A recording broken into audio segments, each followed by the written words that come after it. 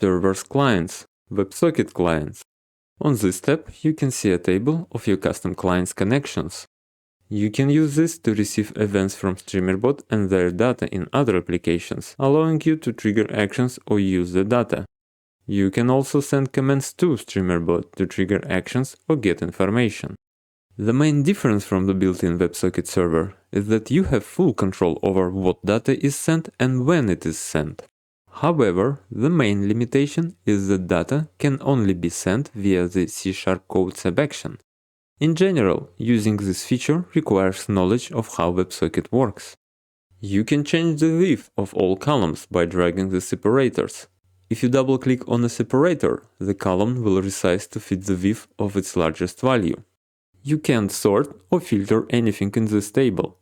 In the table you can see host, a combination of two connection fields, name and endpoint. After connect indicates whether Streamer.Bot is set to automatically connect when Streamer.Bot starts. Reconnect indicates whether Streamer.Bot should attempt to reconnect if the connection is lost or a previous connection attempt failed. Retry displays the time interval in seconds for how often Streamer.Bot should attempt to reconnect if disconnected or if a previous attempt failed.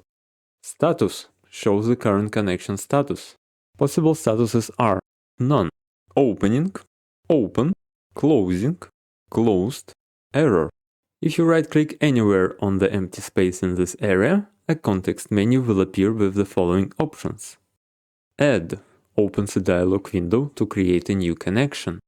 When adding a new connection, you need to give it a name, set the host.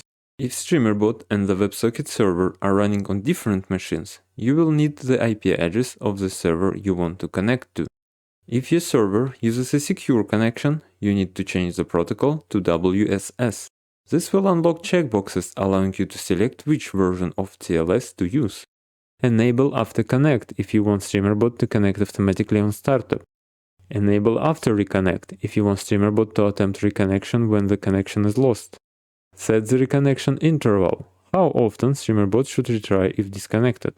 After configuring these settings, click OK and the new connection will be added to the end of the list. You must manually connect it the first time to verify that everything is working.